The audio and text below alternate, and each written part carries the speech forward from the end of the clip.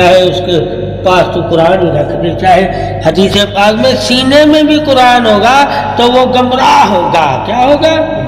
اگر وہ قرآن سے کچھ لیتا نہیں، قرآن اسے وہ جہنم میں لے کر جائے گا۔ کیا جائے گا؟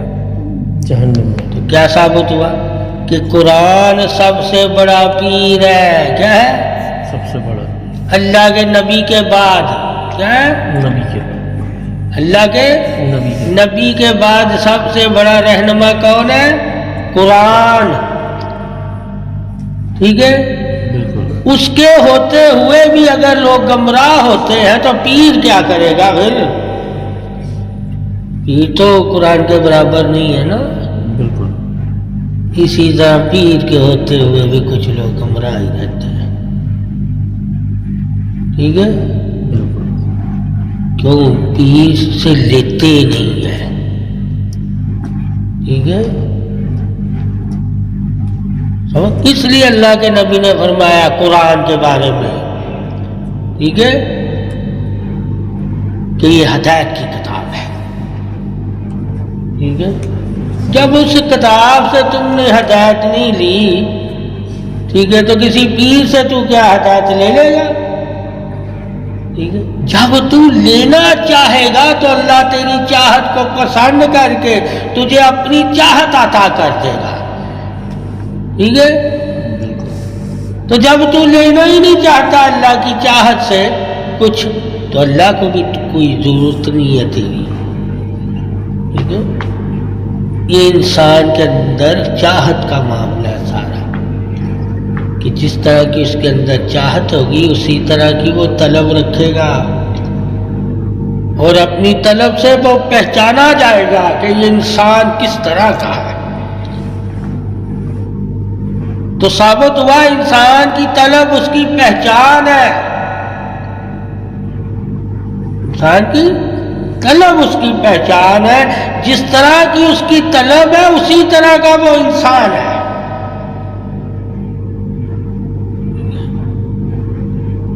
ورنہ انسان دیکھنے میں تو ایک جیسے ہی ہے، ٹھیک ہے، مگر طلب انسانوں کی ایک جیسی نہیں ہوتی، یعنی کہ مٹی کے بنے ہوئے سارے۔ ٹھیک ہے؟ جب ہمیں پتہ چل گیا کہ ہم سب مٹی کے بنے ہوئے ہیں، مگر مٹی کے بننے سے ہماری پہچان نہیں اللہ نے رکھی، طلب سے رکھی ہوئی ہے پہچان، یعنی چاہت۔ کس چیز کی تمہارے دل میں چاہت؟ اس چاہت کو جب تم حاصل کرنے لگو گے تو لوگ تمہیں جان جائیں گے کہ یہ فلاں بھی فلاں کو چاہتا ہے، اسی لیے اس کی چاہت اپنا کر اس کے قریب ہونے کی کوشش کر رہا ہے۔ تو قرآن اللہ کی چاہت کا اظہار بھی ہے۔ ٹھیک ہے؟ کہ اللہ کیا چاہتا ہے قرآن تجھے بتا دے گا۔ پھر قرآن پاس رکھ کر بھی تو اللہ کی چاہت سے بے خبر ہو تو غافل ہے۔ اسی طرح پیر ہے، ٹھیک ہے، کہ تو پیر کی چاہت رکھ کے بھی بے خوف ہے، یعنی کہ لاپرواہی میں ہے، تو تمہیں پیر کی چاہت کا کوئی تمہیں حق ہی نہیں ہے پاس رکھنے کا۔ تو غافل جو ہوتا ہے وہ کسی چیز کی حفاظت نہیں کر سکتا۔ جب وہ حفاظت نہیں کر سکتا تو اسے کسی چیز کا رکھنے کا حق بھی نہیں ہے۔ حق اسے ہی ہے جو اس کی نگرانی کر سکے ایمانداری کے ساتھ، یعنی کہ حفاظت کر سکے۔ تو انسان کو مومن بننے کے ساتھ ساتھ محافظ بھی بننا ہے، حفاظت کرنے والا۔ قرآن بھی یہی کہتا ہے، ٹھیک ہے، کہ اپنے ایمانوں کی بھی حفاظت کر، اپنی نگاہ کی بھی حفاظت کر، اپنی سماعت کی بھی حفاظت کر، اپنے جسم و جان کی بھی حفاظت کر، اپنی اولاد کی بھی حفاظت کر، اپنے بیوی بچوں کی بھی حفاظت کر، اپنے رشتہ داروں کی حفاظت کر، اپنے گھر کی بھی حفاظت کر، اپنے ہمسائے کی بھی حفاظت کر، اور اپنے علم کی بھی حفاظت کر، اپنی عبادت کی بھی حفاظت کر، اور اپنی شکم کی بھی حفاظت کر، اور اپنی شرمگاہ کی بھی حفاظت کر۔ تو قرآن تجھے محافظ بناتا ہے۔ کیا بناتا ہے؟ محافظ بنانا یعنی کہ امین بنانا۔ جب مومن ہو کے کوئی انسان امین ہی نہ بنے تو وہ مومن ہی نہیں کہلانے کے لائق۔ جب اسے پتا چل جائے گا مومن میں تب ہی کہلا سکتا ہوں جب اللہ کی ایمانتوں کی حفاظت کروں گا، اور حفاظت کرنے والا ہی مومن ہوتا ہے۔ وہ عملوں کی حفاظت کرے، وہ علموں کی حفاظت کرے، وہ نیکیوں کی حفاظت کرے، ٹھیک ہے؟ تو اللہ نے مومن کو محافظ بنا کر بھیجا ہے، ٹھیک ہے؟ پھر وہ حقوق العباد کی بھی حفاظت کرے، یعنی کہ اس کی جو مخلوق ہے اللہ کی، اس کا جو حق ہے اس کے اوپر اس کے حق کی بھی حفاظت کرے اور اس کا حق صحیح ادا کرے۔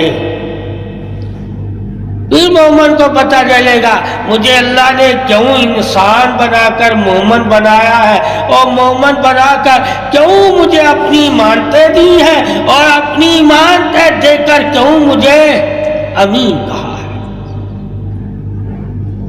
ٹھیک ہے؟ جس طرح ہم آپ صلی اللہ علیہ وسلم کو صادق الامین کہتے ہیں۔ ایمان اللہ کی جو ایمانتیں ہیں کہ وہ انسان مومن، انبیاء، صالحین، صدیقین، شہداء، اولیاء اور عالموں کے پاس وہ ایمانتوں کا بھی انسان کو علم ہونا چاہیے کہ کس کے پاس کیا ایمانت ہے اللہ کی طرف سے۔ وہ ایمانت کا حقدار میں ہوں تو اس کے پاس جا کے بیٹھوں تاکہ وہ ایمانت مجھے دے دے اگر میں اس ایمانت کا حقدار ہوں۔ تو جب ایمانت کا ہمیں پتہ ہوگا فلاں کے پاس اللہ کی فلاں ایمانتیں ہیں، اور وہ اللہ نے اپنی مخلوق کے لیے فلاں بن فلاں کو دی ہے، اور مخلوق پر لازم ہے یعنی کہ مومنوں پر لازم ہے کہ اسی انسان کے پاس جا کے صحبت اختیار کرے جس کے پاس اس کی ایمانت ہو۔ علم معرفت میں یہی حقیقت شان حق ہے۔ علم معرفت میں یہی حقیقت شان حق ہے کہ تم کسی سے مانگ نہیں رہے ہوتے، کسی سے مانگ نہیں رہے ہوتے۔ تمہیں ایمانتوں کا علم ہونا چاہیے۔ جب تجھے ایمانتوں کا علم ہوگا تو تم کہیں بھی بیٹھو گے تو تم یہ نہیں کہو گے کہ ہم مانگنے آئے، ٹھیک ہے؟ تجھ پہ کوئی انگلی نہیں اٹھا سکتا۔ اللہ نے کوئی مانت ہماری اس کے پاس رکھی ہوئی، ہم اس قابل ہو کر جب قابل ہو جائیں گے تو وہ مانت ہمیں دے دے گا۔ تب تک ہم اس کی صحبت اختیار کرتے ہیں تاکہ اس مانت کے ہم حقدار بھی ہیں یا نہیں۔ اگر حقدار ہوتے ہیں تو وہ بندہ اللہ کا ہمیں ایمانت دے دے گا، اگر وہ امانت کے ہم حقدار نہیں تو اللہ کا وہ بندہ ہمیں ایمانت نہیں دے گا۔ یہ علم روحانیت میں ہے کیا ہے کہ تم خود کسی کے پاس خود چل کے نہیں آتے۔ اگر تمہارے حق میں اس جگہ تمہارا حق ہے تو تم آ کے بیٹھتے ہو، اگر وہاں تمہارا کوئی حق نہیں ہے تو تم وہاں آ کے نہیں بیٹھتے۔ اب بیٹھنے کا مقصد پتہ چلا انسان کو کہ صوفیاء کرام، عالم دین، محدث، اولیاء اللہ کے پاس مسلمان کیوں بیٹھتا ہے؟ تاکہ وہ ایمانت اللہ کی جان سکے، اور پھر ان ایمانتوں کو حاصل کرنے کے لیے جن طریقوں کو اپنانا ہوتا ہے وہ اس پیر، اس عالم، اس محدث سے پوچھے کہ یہ اپناہیت مجھے کیسے ملے گی تاکہ میں بھی ایمانتوں کا حقدار بن جاؤں اور میرے پاس بھی اللہ کی ایمانتیں ہوں جو میں بھی لوگوں کو بانٹوں۔ تو انسان مومن صرف بانٹنے کے لیے پیدا ہوا ہے، اس کے لیے بانٹنے کے لیے پیدا ہوا ہے۔ جب انسان مومن کو اپنی پیدائش کا مقصد پتہ چل جائے گا کہ مجھے اللہ تعالیٰ نے صرف بانٹنے کے لیے پیدا کیا ہے، تو وہ کبھی بھی وہ دنیا سے دل نہیں لگائے گا، یعنی کہ اس کے پاس کوئی بھی دولت ہوگی وہ بانٹنے میں ہچکچائے گا نہیں۔ اسی کو مومن کہتے ہیں، جو دینے میں بخیل نہ ہو۔ ٹھیک ہے، نمازی ہو، سب کچھ ہو، مومن نہیں سے تو کہہ سکتا جب تک اللہ کے دیے سے دے نہ رہا ہو۔ جب اللہ کے دیے سے وہ دے رہا ہوتا ہے وہ مومن ہوتا ہے۔ اللہ پھر فرماتا ہے میں جسے پسند کرتا ہوں اسے میں توفیق دے دیتا ہوں اپنے راستے میں خرچ کرنے کی۔ ٹھیک ہے، ایک ہے عبادت کی توفیق دینا، کیا دینا؟ یہ بھی اللہ کہتا ہے عبادت کی توفیق بھی میں دیتا ہوں، پھر مال خرچ کرنے کی بھی توفیق، پھر یہ ساری توفیقیں ہیں۔ جب ہمیں علم سے یہ پتہ چل جائے گا کہ ہم انسان مومن صرف اللہ کی دی ہوئی طاقت یعنی کہ توفیق سے نیکی کرتے ہیں، تو کبھی بھی ہمارے دل میں گھمنڈ نہیں پیدا ہوگا کہ ہم نیکی کرتے ہیں۔ ہم کہیں گے اللہ نے ہم پہ احسان کیا کہ ہمیں نیکی کی توفیق عطا کرتے، تو ہمارے دل میں پھر ہمیشہ عاجزی انکساری رہے گی، کبھی تکبر، گھمنڈ، غرور پیدا نہیں ہوگا۔ وہ کب نہیں پیدا ہوگا؟ جب مانتوں کا علم ہوگا کہ اللہ نے ہمیں کیا کیا مانتے عطا فرمائی ہیں۔ جب ہمیں پتہ چل جائے گا ہمارے پاس تو اللہ کی مانتے ہیں، ہم تو اس کے وارث ہے ہی نہیں، اور جب ہمیں اللہ نے کسی چیز کا وارث ہی نہیں بنایا تو ہم گھمنڈ کیسے کر سکتے ہیں؟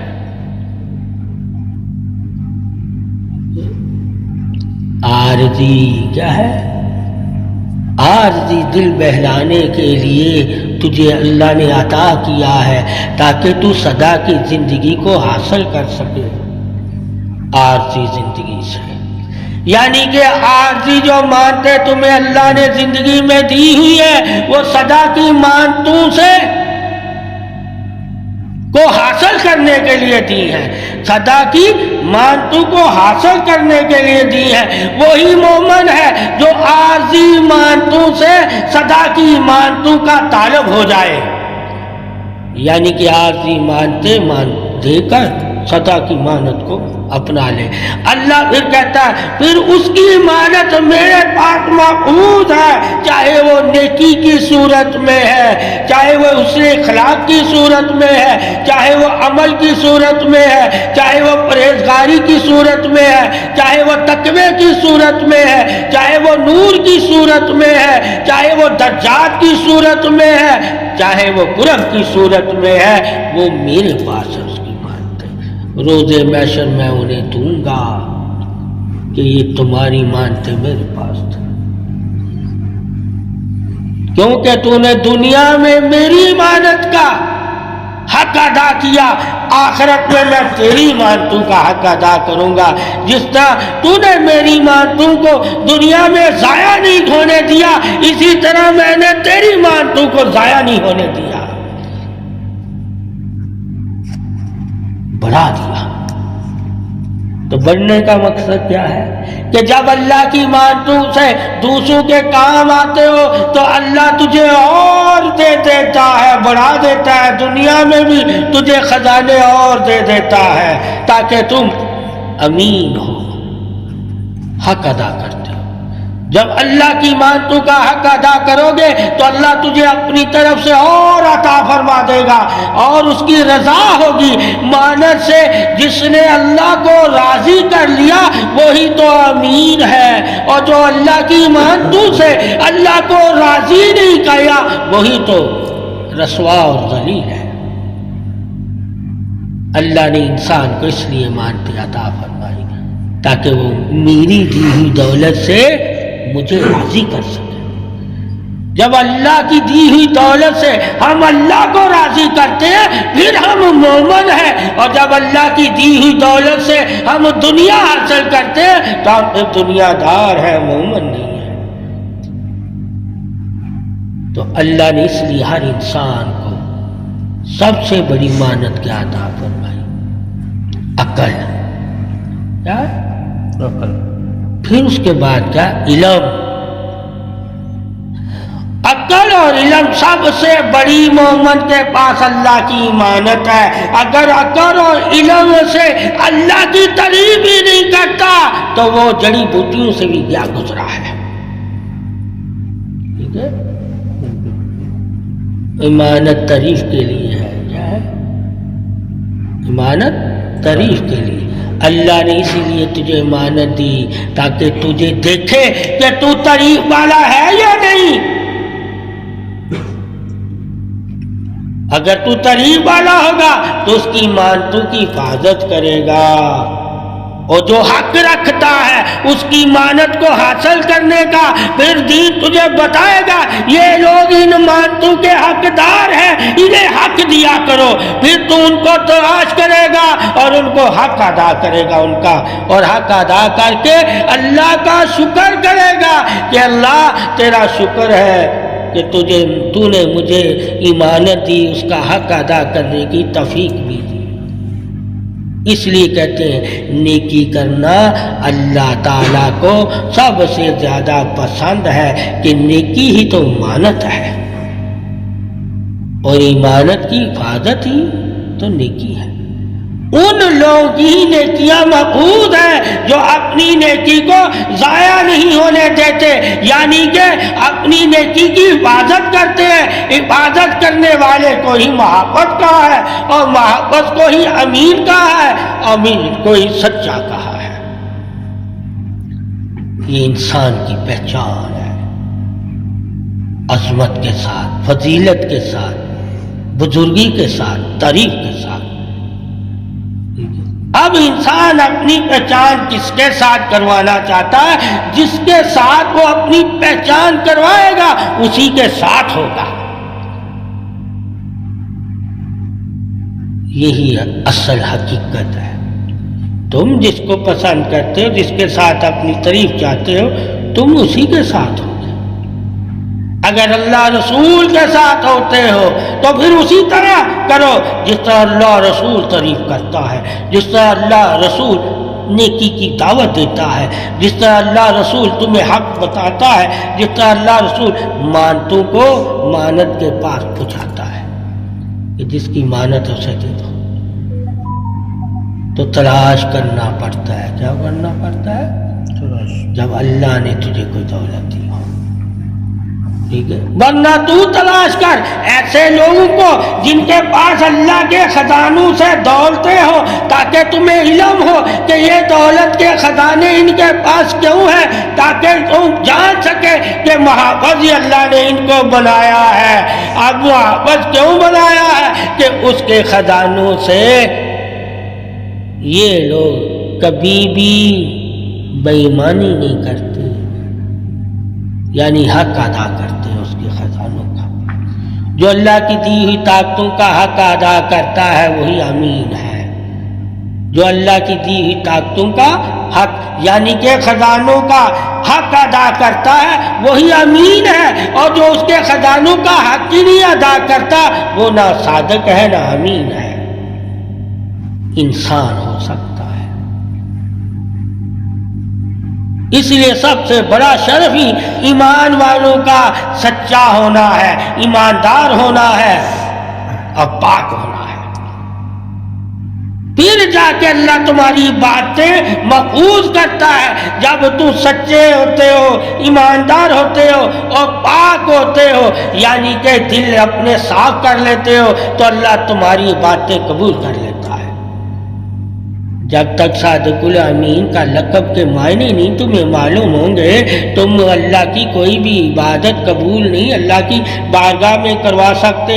وہ عبادت تمہارے لیے ایسی ہے جیسے کہ محنت کی ہے، اور محنت کا اجر اللہ تمہیں دنیا میں دے گا، آخرت میں نہیں دے گا. آخرت میں اللہ اجر اسے ہی دے گا جس کا دل ایمان کے نور سے صاف ہوگا، اور جس کا دل صاف ہی نہ ہوگا اسے آخرت میں کوئی اجر نہیں ملے گا. تو آخرت کی بھی مانتے تیرے پاس ہے، یعنی کہ ایمانی مانتے. یہ ایمانی مانتوں کا بھی علم ہونا چاہیے کہ ہمارے پاس ایمانی مانتے کیا ہے. کہا ایک حدیث بھی ہے تیرے پاس، وہ ایمانت ہے دوسرے کو دے کے دنیا سے جانا تو صدقہ جاریہ بن جائے گی. تو یہ مانتے اللہ نے تمہیں اس لیے دی ہے کہ اس سے تم صدقے جاریہ والے کام کرو. کیا کرو؟ پھر پتہ چلے گا کہ اللہ ہم سے صدقے جاریہ والے کام کیوں کروانا چاہتا ہے، تاکہ ہم دنیا سے چلے بھی جائیں تو ہماری نیکیاں فرشتے لکھتے ہی رہیں. یہ مانتے دینے کا مقصد ہی اس کا ہے صدقہ جاریہ. تو اللہ کی دی ہوئی دولتوں سے، علموں سے، ٹھیک ہے، نیکیوں سے، عبادتوں سے صدقے جاریہ والے بھی کام کرنا مومن کا سب سے بڑا شیوا ہے. تو صدقہ جاریہ ہمیشہ تمہارے نام اعمال میں نیکیاں لکھتا رہے گا، جبکہ تیرا نامہ اعمال بند ہو جائے گا، مگر صدقے جاریہ والا نامہ اعمال تیرا کبھی بند نہیں ہوگا، وہ ہمیشہ کھلا رہے گا. اس لیے اللہ کی دی ہوئی دولتوں یعنی ایمانتوں میں سے